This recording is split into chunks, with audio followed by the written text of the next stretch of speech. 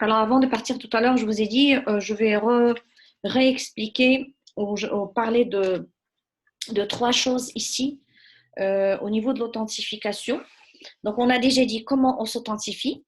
Après, on a dit que l'authentification peut être unilatérale ou mutuelle. Il nous reste une troisième chose qui est quoi? Qu'est-ce qu'on authentifie? Et donc, ce qu'on authentifie, là, on parle soit d'authentification d'entité, ou bien authentification de message, ou bien authentification de session. Donc, je reprends mon document de tout à l'heure pour parler de tout ça. Donc, dans l'authentification, vous pouvez authentifier soit entité, une entité, ou bien un message, ou bien une session.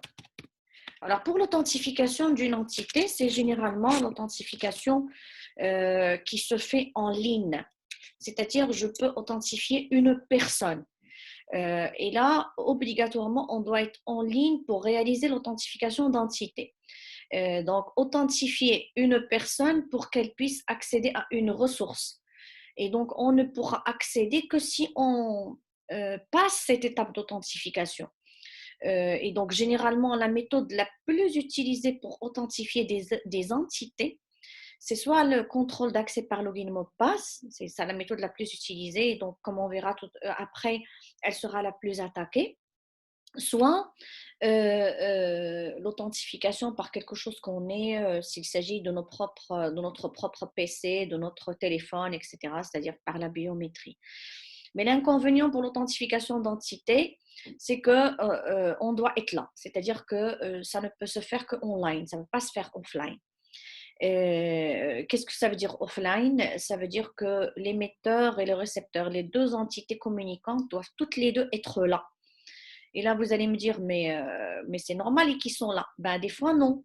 Parce que quand j'envoie un email à quelqu'un, il n'est pas obligé d'être là, parce que je dépose son email au serveur de messagerie.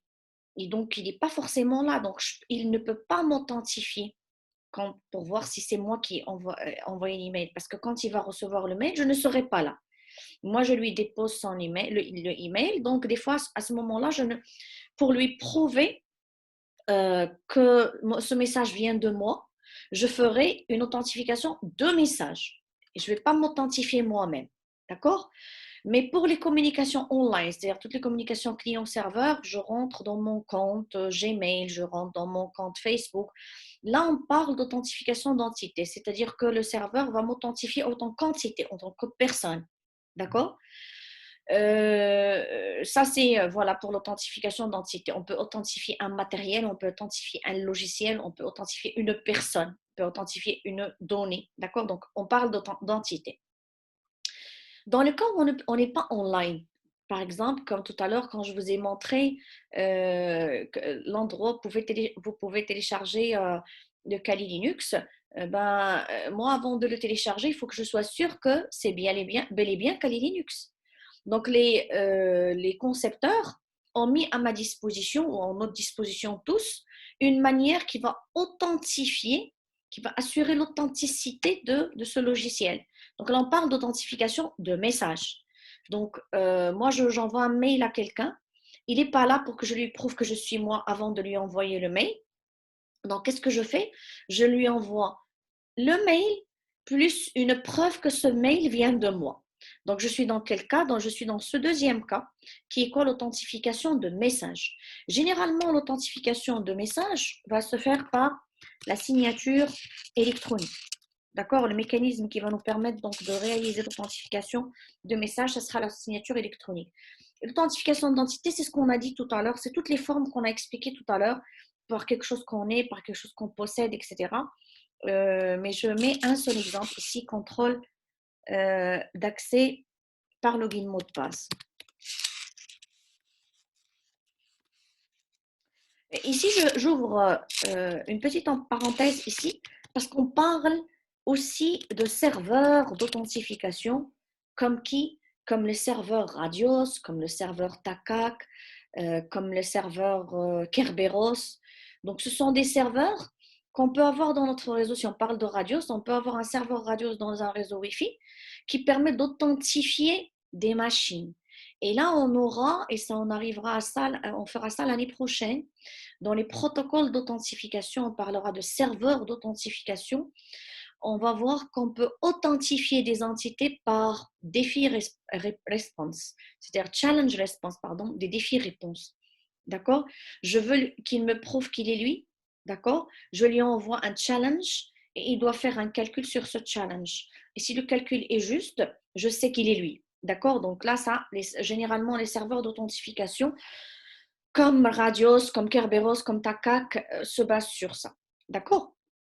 La dernière chose que nous avons, c'est l'authentification. Donc là, je vais mettre 1 pour que vous puissiez reconnaître. Après, vous avez 2 authentifications de messages. Après, vous avez authentification de session. Alors, qu'est-ce que c'est que l'authentification de session? Imaginez que vous avez quelqu'un qui, vous ou moi, je me connecte à mon compte de Facebook, j'envoie un login mot de passe. D'accord? Et je sais que mon mot de passe, c'est quelque chose qui m'authentifie parce que c'est le secret partagé entre moi et le serveur. Donc, automatiquement, ce mot de passe, il a comme objectif de sécurité la confidentialité. D'accord?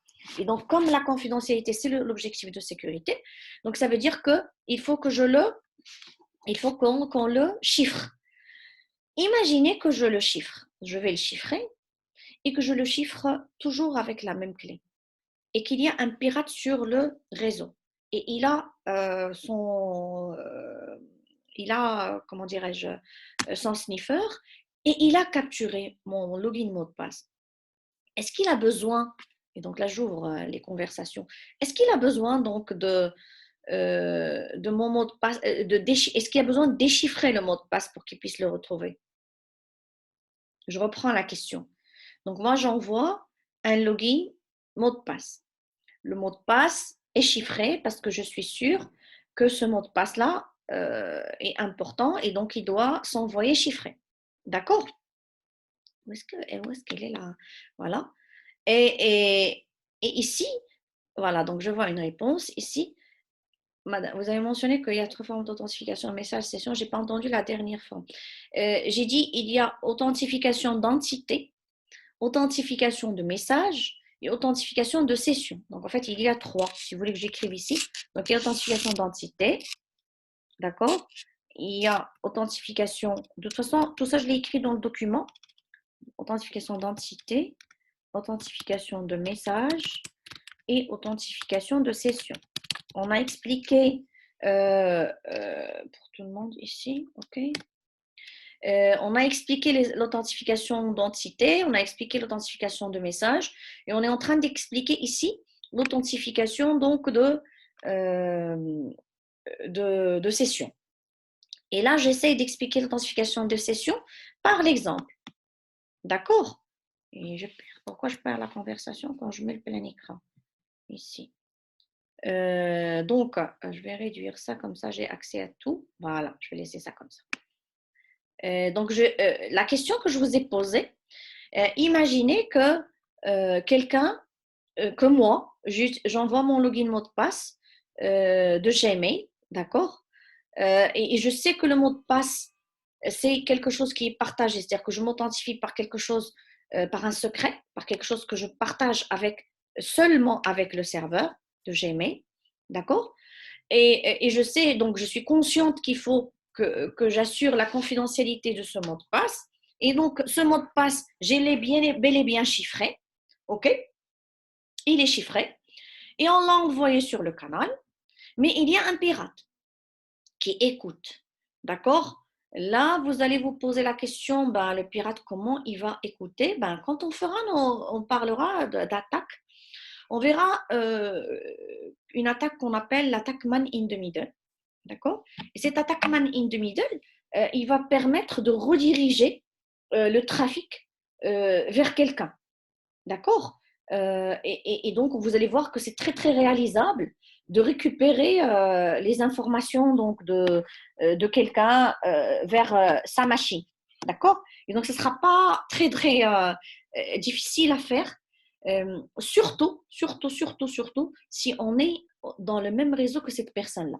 D'accord? Notez une chose importante que je dois vous dire, qui est quoi? Qui est que généralement, vous allez être attaqué par ceux qui vous connaissent.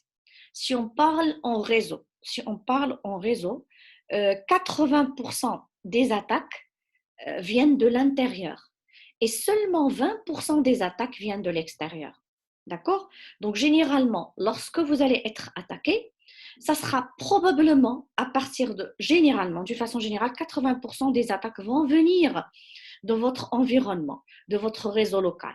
C'est pour ça que la sécurisation du réseau local est plus intéressante et c'est elle qui doit se faire en premier. On peut penser qu'on a plus de menaces de l'extérieur, mais dans la réalité, non. Nous avons plus de menaces à l'intérieur de notre réseau. Donc, la question est la suivante. Donc, si je suppose que vous vous authentifiez par login mot de passe, d'accord, et que vous êtes conscient que le mot de passe doit être confidentiel et que vous allez le chiffrer et vous allez l'envoyer. Imaginez que l'exemple que je vous donne ici, c'est que vous avez fait votre propre application, d'accord, et vous êtes conscient que un des objectifs importants pour votre application, c'est l'authentification. Et vous avez choisi comme méthode d'authentification le contrôle d'accès par login mot de passe. Et vous avez fait pour votre application donc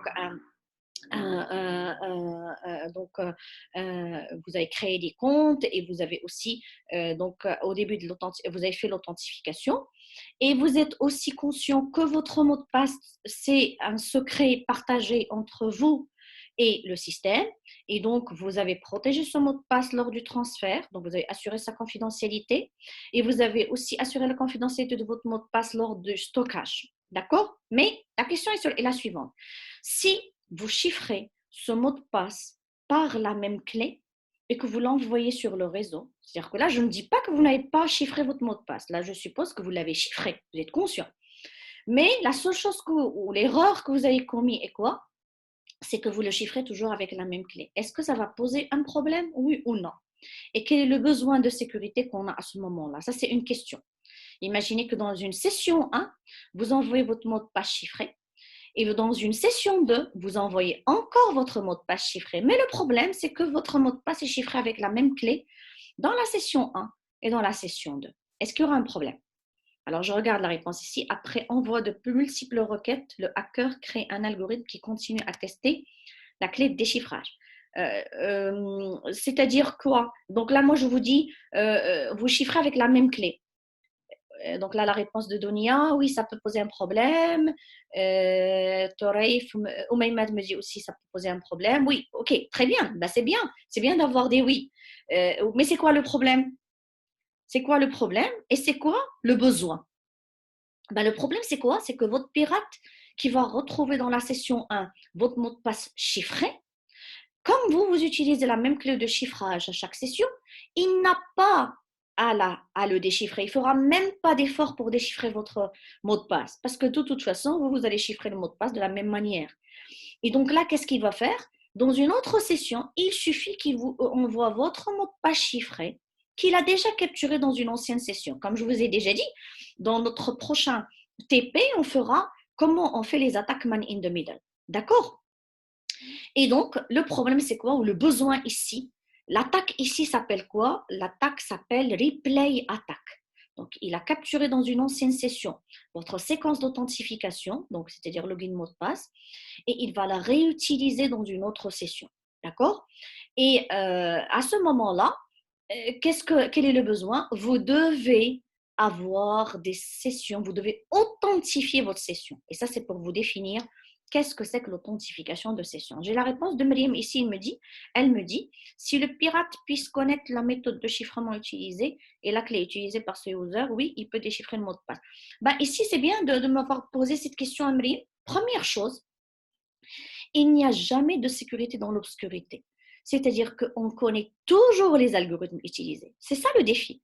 Il ne faut pas croire que pour être sécurisé, il faut cacher les algorithmes utilisés. D'accord? On utilisera, les algorithmes que nous allons utiliser seront toujours connus. D'accord? Et là, on va en parler par la suite. Donc, là, tu me dis, Myriam, s'il connaît la méthode de chiffrement. Oui, les pirates connaissent. Ben, nous, quand on va initier une session, quand on va configurer les protocoles de sécurité, nous allons nous mettre d'accord sur les algorithmes que nous allons utiliser. Donc, les algorithmes sont toujours connus. Qu'est-ce qui n'est pas connu? C'est les clés. D'accord? Donc, ça, on règle ce problème. Notez-le dans votre document. Pas de sécurité dans l'obscurité. D'accord? Donc, il ne faut pas croire que parce que je vais cacher mon algorithme de chiffrage, alors à ce moment-là, je serai plus sécurisé. Non, au contraire. Les gens doivent connaître et vont connaître un simple sniff avec un sniffer comme Wireshark va nous permettre donc de connaître la méthode que vous utilisez. D'accord? Et donc, mais le défi, c'est quoi? C'est qu'il ne faut jamais utiliser la même clé, mais on doit parler de clé de session. Donc, une des méthodes pour permettre l'authentification de la session, c'est d'utiliser des clés de session. D'accord? C'est-à-dire, à chaque session, il faut générer une nouvelle clé de chiffrage. On peut avoir d'autres méthodes qui vont permettre donc d'authentifier une session. Donc, on est dans les définitions. Donc, le besoin, c'est quoi? Notre besoin, c'est d'authentifier une session. Donc, de cette manière-là, je vous ai défini 3 choses. Donc, j'ai défini qu'est-ce que c'est que l'authentification. Et ensuite, j'ai défini quelles sont les formes d'authentification. J'ai aussi dit que l'authentification peut être unilatérale ou mutuelle. Et j'ai aussi parlé de 3 choses, qu'on peut authentifier une entité, on peut authentifier une session et on peut authentifier un message. La dernière chose qui nous reste donc dans les objectifs de sécurité, c'est la disponibilité. Et nous avons vu la semaine dernière dans les top 3 des attaques que nous avons maintenant que la deuxième chose dans le classement, c'est les attaques par déni de service et principalement les attaques DDoS. Mais aussi, nous avons vu que actuellement, ce qui est en top one, c'est-à-dire en première, les attaques que nous avons les plus maintenant, ce sont les ransomware. Mais quand je dis j'ai un ransomware dans mon système, quand quelqu'un, comme l'attaque dont je vous ai parlé tout à l'heure, qui a eu lieu cette semaine ou la semaine dernière, qui est le COVID Lock, que fait le COVID Lock? Le COVID Lock, qu'est-ce qu'il fait? Donc, quand vous installez une application, alors que vous croyez que c'est une application qui va vous donner des données sur le coronavirus, le COVID-19, que fait ce pirate-là? Et il va vous chiffrer tout votre contenu, si vous l'installez sur votre téléphone, il va vous chiffrer tout votre contenu et il va vous demander une rançon. À ce moment-là, toutes vos données deviennent indisponibles. Et donc, dans ce cas-là, le ransomware, qu'est-ce qu'il a fait? Il a fait une attaque contre la disponibilité de vos données, la disponibilité de votre équipement, qui est la disponibilité de votre téléphone. Donc, comment on peut définir la disponibilité? Ça veut dire que, comme ici je le dis dans mon cours, j'ai toujours accès à mon système, aux composants de mon système. Je peux toujours les utiliser avec les mêmes conditions de performance. D'accord? Alors, dans le cas de COVID Lock, je n'ai plus accès à mon téléphone, donc je ne peux plus l'utiliser. D'accord? Et donc, ça veut dire qu'il est en déni de service. D'accord? En déni de service. DOS, Denial of Service. D'accord? On peut aussi, comme on verra dans les attaques, flouder un système, c'est-à-dire, et on verra que c'est très, très, très simple de faire tomber un système, donc de le flouder. Des fois, on peut le flouder juste pour dégrader ses performances. Et là aussi, ça, c'est une attaque contre la disponibilité. Et des fois, on peut flouder jusqu'à l'arrêt du système. Et donc là, le système devient totalement indisponible. Donc là, dans ma définition, la disponibilité, comme je vous la définis ici, s'assurer qu'un composant du système puisse être utilisé, bien sûr toujours par les utilisateurs habilités, dans les conditions normales d'usage et je rajoute de performance. Parce que des fois, on peut attaquer exprès un routeur ou un firewall, principalement si je prends le cas d'un routeur, on peut le flouder exprès avec de fausses requêtes pour qu'il devienne submergé. Et pourquoi nous, on va le faire? Pour qu'on dégrade ses performances. Actuellement, vous savez très bien que les routeurs ne font pas que le routage. On peut avoir actuellement des règles d'accès dans un routeur, on peut aussi définir du NAT dans un routeur, on peut définir un tunnel VPN dans un routeur. Mais quand vous floudez un routeur et qu'il devient submergé, qu'est-ce qu'il va faire? il va travailler comme ce que vous remarquez dans les machines quand on a un problème en mode sans échec. C'est-à-dire qu'il va vous assurer une continuité de service minimale. Oui, tout à l'heure, dans les questions, j'ai vu que quelqu'un avait posé une question sur les SLA. Est-ce que vous pouvez reformuler votre question? Quelqu'un a posé tout à l'heure une question sur les SLA, Service Level Agreement. Si vous avez reposé là parce que j'avais lu, je voulais répondre, mais entre-temps, il y a eu d'autres questions et donc je n'ai pas pu répondre. Donc, celui qui a posé la question sur les SLA, qu'il la repose pour que j'en parle. Parce que ça m'a rappelé quand j'ai parlé de performance. Donc là, très très important que quand on dit utiliser un composant du système, rappelez-vous que je suis en train de reprendre ce que je vous ai dit tout à l'heure, les composants du système. Et rappelez-vous qu'on a dit que les composants du système sont 6: matériel, logiciel, équipement de stockage, équipement d'interconnexion, données et personnes. D'accord? Parce qu'on peut rendre une personne indisponible, on peut rendre une donnée indisponible, on peut rendre un matériel complètement indisponible. D'accord? Et donc, on verra ça dans les contrôles. On peut faire des contrôles à plusieurs niveaux pour qu'on puisse donc assurer cette disponibilité. D'accord? Le mécanisme qui va nous permettre d'assurer la disponibilité, comme on verra par la suite, donc ça sera vu en détail dans notre cours de sécurité des réseaux. Mais généralement, d'une façon générale, la réponse serait toujours la redondance. D'accord? Vous voulez que votre base de données soit disponible, il faut toujours la dupliquer ou au moins s'assurer qu'il y a des backups, etc. Sachez que notre règle d'or, c'est quoi? C'est qu'il n'y a jamais de sécurité à 100%. Si on assume, si on comprend ce point-là, quel que soit ce qu'on va faire, on ne sera jamais sécurisé. Il faut l'assumer, d'accord? Pas de sécurité à 100%, d'accord? Et donc, nous, pour qu'on puisse, quand on va assumer cette assertion-là, on sera toujours dans le processus que nous avons expliqué la semaine dernière, qui est le plan d'amélioration continue, donc le modèle, la roue de Deming, qui est le PDCA. Il faut toujours planifier, il faut faire des choses et par la suite, il faut contrôler et revenir pour améliorer. D'accord? Donc, que ce soit au niveau de notre matériel, au niveau de logiciel, de notre réseau, etc., quel que soit ce qu'on fera, il faut toujours revenir et vérifier si ce qu'on a fait est correct pour pouvoir améliorer. Donc, de cette façon-là, on a défini nos 5 objectifs de sécurité qui sont à la base de notre cours. Donc, nous avons dit, les services de sécurité sont 5. Il y a des services minimaux qui sont 3, mais il y a un max de 8, mais nous, on restera avec 5, qui sont la confidentialité, l'authentification, l'intégrité, la non-répudiation et la disponibilité. Et donc, au cours de notre cours, pour le prochain chapitre, on va répondre à chaque objectif et on va voir comment on peut atteindre chaque objectif. Donc, est-ce que vous avez des questions par rapport à ça? J'ai une question de Yasmine qui dit, comme le cas de SLA entre les entreprises, lorsque vous avez parlé du contact entre nous et nos téléphones. Ah oui, les SLA, c'est quoi? C'est les Service Level Agreement.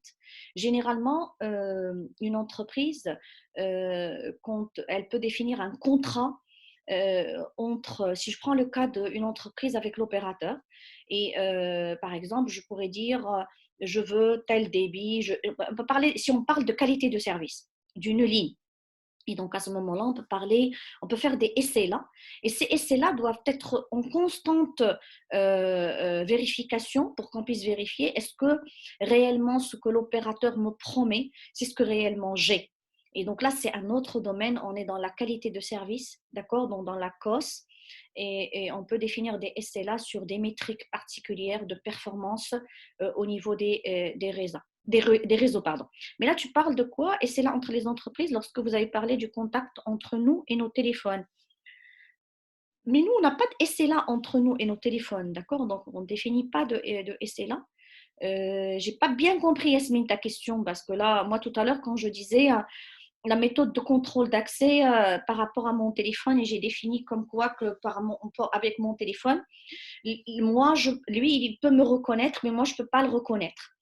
C'est bizarre, oui, mais on a bien expliqué comme quoi que moi, je reconnais mon téléphone matériellement, mais je ne reconnais pas logiciellement. C'est-à-dire que je ne reconnais pas, est-ce que c'est effectivement les applications que je connais, que j'ai permis, puisque c'est ces applications de confiance qui sont dans mon téléphone. Et je vous ai dit, on a pas mal de choses qu'on peut avoir dans nos téléphones, on parle de spyware. Si on parle de portable, on a pas mal d'applications qui peuvent lire nos claviers, donc on parle de keylogger, etc. Donc, quand on voit un ordinateur, c'est pas parce que je vois mon ordinateur qu'il est vraiment mon ordinateur.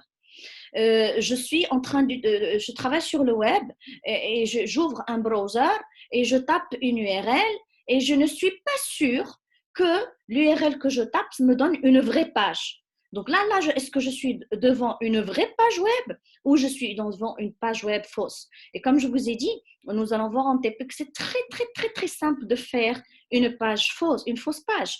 Et donc, l'attaque la plus utilisée pour voler des logins et des mots de passe, c'est l'attaque de phishing. Et on va voir dans notre séance de TP comment on peut faire avec Kali Linux, avec l'outil SE Toolkit, comment on peut créer en une seconde, on va compter pour ne pas dire, on va voir ça ensemble, comment on peut créer donc des pages clones. Une autre question ici, on parle souvent du ransomware Petya. Vous avez, madame, une idée sur ce virus? Petya, je ne sais pas. Non, je ne connais pas. Est-ce que c'est un nouveau virus?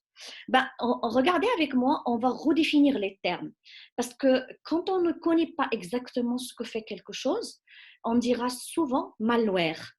Mais nous, dans notre chapitre des attaques, on va définir quelle est la différence entre un virus, entre un ver, entre un ransomware, entre un spyware, un spam. Chaque chose a une définition. D'accord? Et il ne faut pas parler toujours de virus, parce qu'on verra pourquoi. Comme par exemple, un virus informatique, c'est un programme qui a la capacité d'infecter. C'est ça, virus. Mais quand on dit ver, c'est un programme qui a la capacité de voyager, de se reproduire, de voyager dans le réseau. Un trojan, c'est autre chose. Un ransomware, c'est autre chose. D'accord? Mais quand on ne connaît pas, on sait que c'est un programme malveillant, on dira malware d'une façon générale. Et on verra ensemble que, en fait, des fois, on peut retrouver quelque chose qui est à la fois virus, ver et trojan. Ou à la fois, on parlera aussi d'un terme important. Donc, ces termes-là, on va les redéfinir après. Une autre question, j'ai dit, c'est le même principe que c'est ça. D'accord, oui, effectivement, oui. Tu parlais donc du sens, oui, d'accord, Yasmine.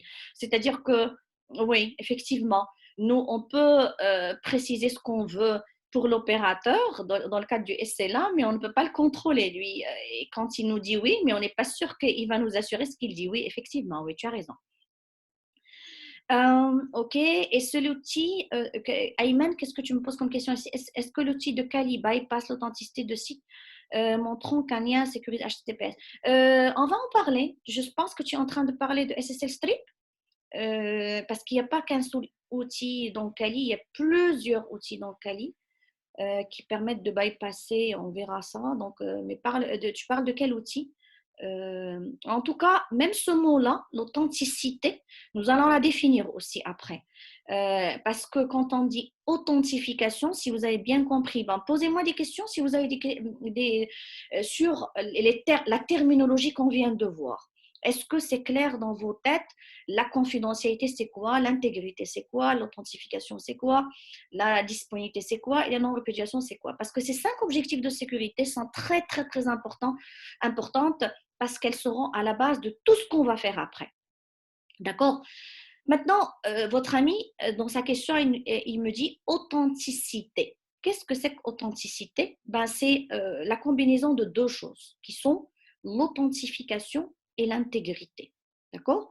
Donc, un message authentique, c'est-à-dire, entre guillemets, donc là, je parle d'authenticité, ça veut dire que je suis sûre de qui me l'a envoyé, je suis sûre de la provenance de ce message. Donc, par exemple, A a envoyé à B un message, et là, on dit que le message est authentique. C'est-à-dire, on assure l'authenticité de ce message. C'est-à-dire, on assure que ce message provient de A.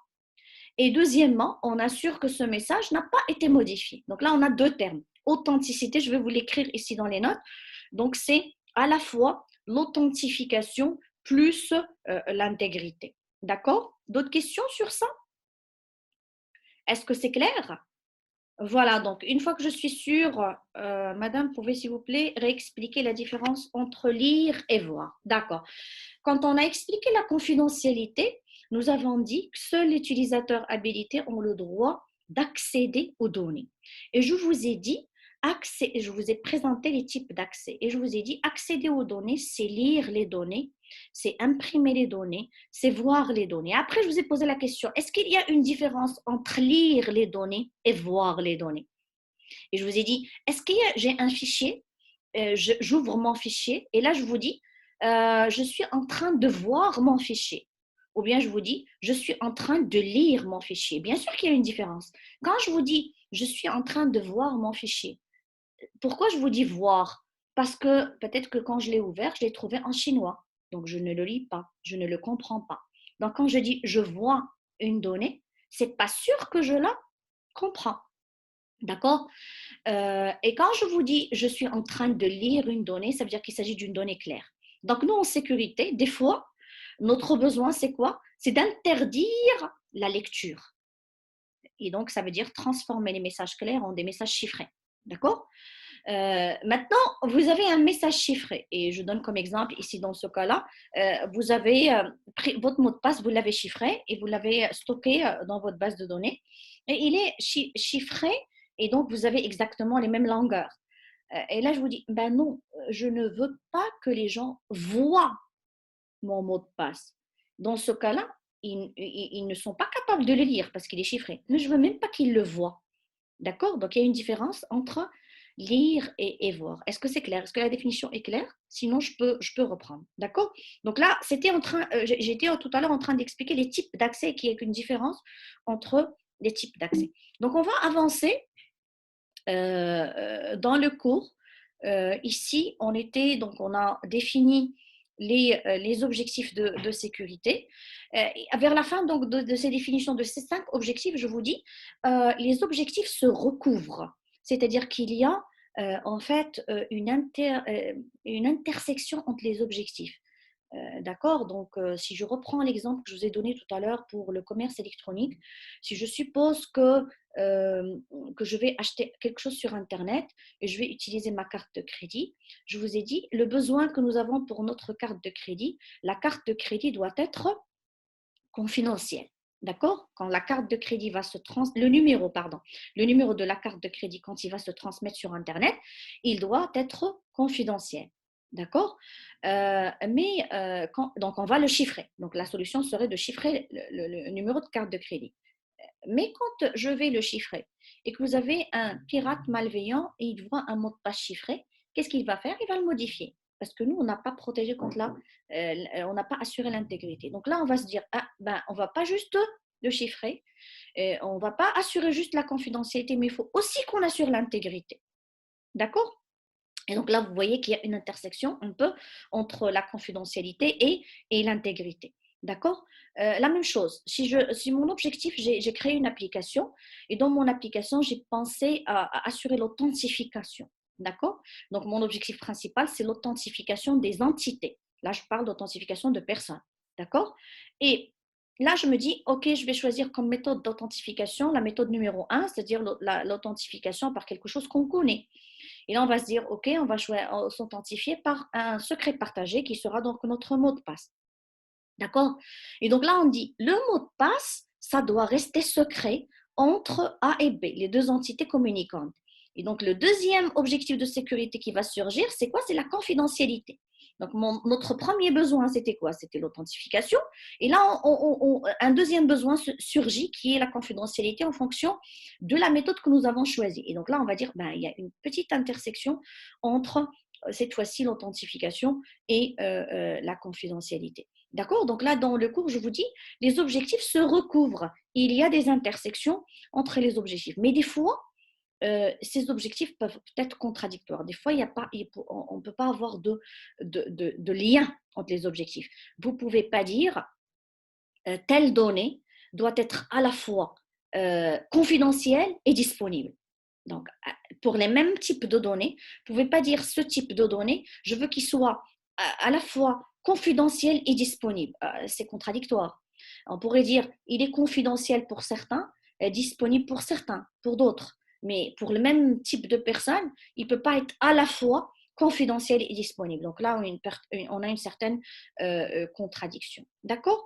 Voilà, donc je suppose que tout le monde a compris, sauf si vous avez des questions. Donc, je suis toujours ouverte à vos questions pour ces objectifs parce que c'est très, très, très important de comprendre les objectifs de sécurité et de comprendre, même avec la définition que nous avons donnée la semaine dernière, de la sécurité informatique dans le cadre de la norme ISO 27000.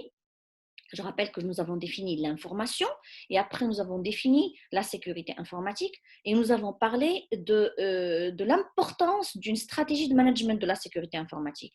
Et nous avons pris beaucoup de temps pour expliquer tout cela. Même avec ça, je ne peux pas dire je veux sécuriser mon système.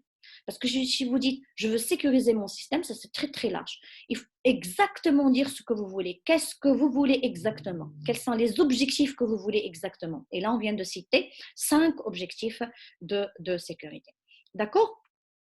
OK, maintenant, pour votre donnée, si une fois que vous avez défini, si vous voulez parler, si on reprend donc les exemples de la sécurité des données, nous avons dit la semaine dernière, on ne va pas tout protéger, on ne va pas être maniaque et parce qu'on est dans le cours de sécurité, on va commencer à tout sécuriser, à tout protéger. Non, on a parlé d'un principe qui est très très important, qui est le principe de protection adéquate.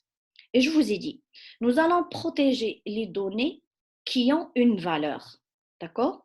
Et nous allons protéger ces données tant qu'elles ont cette valeur, parce que une donnée, les données ont des valeurs, d'accord? Et la valeur d'une donnée, d'accord, elle change au cours du